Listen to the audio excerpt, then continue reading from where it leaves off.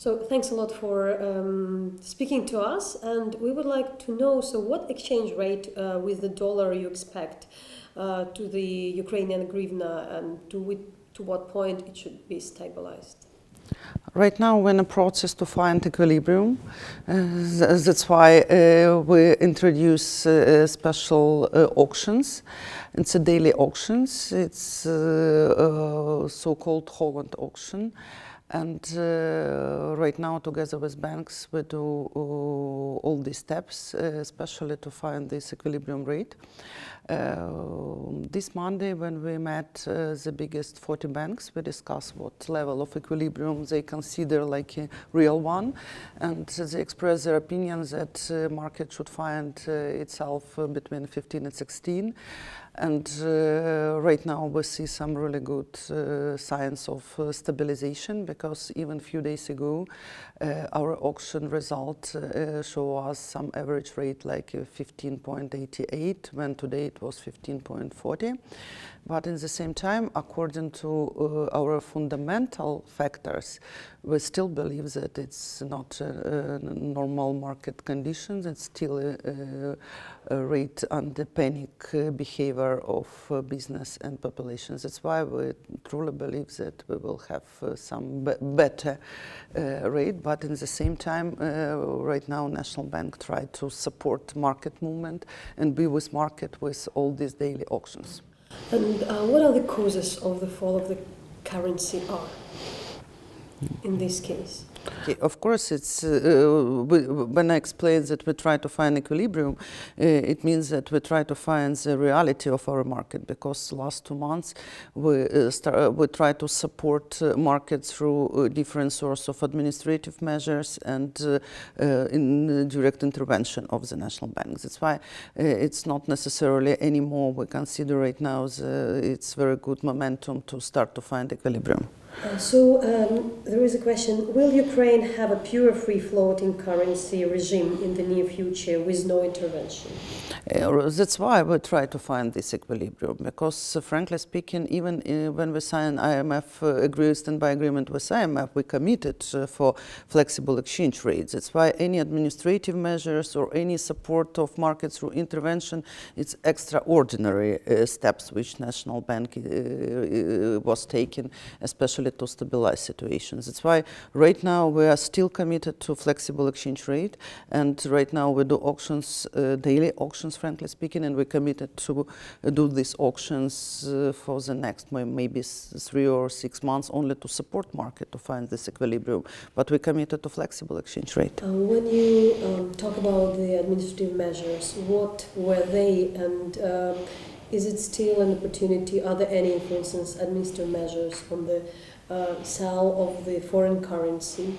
Yeah, administrative measures, of course, try to prevent all illegal transactions or capital flow and illegal capital outflow, and also try to stabilize market and this particular situation, because situation right now it's not in a mode like business as usual. It's a wartime economy in Ukraine.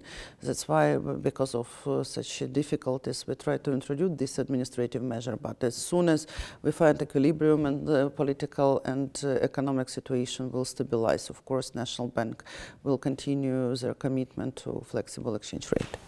When do you expect to have another IMF loan?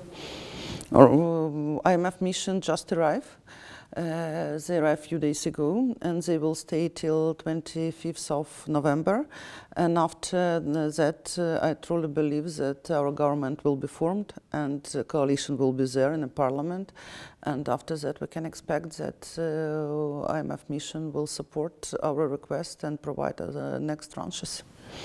Is there any connection with that? Because when you don't clearly understand when the IMF loan will come, there is some insecurity in the market. Yeah, IMF mission only started to do their technical work, and we truly believe that we will meet all their requirements, and that's why they will recommend board of directors to provide their approval for next tranches. It's a technical work, but it should be done.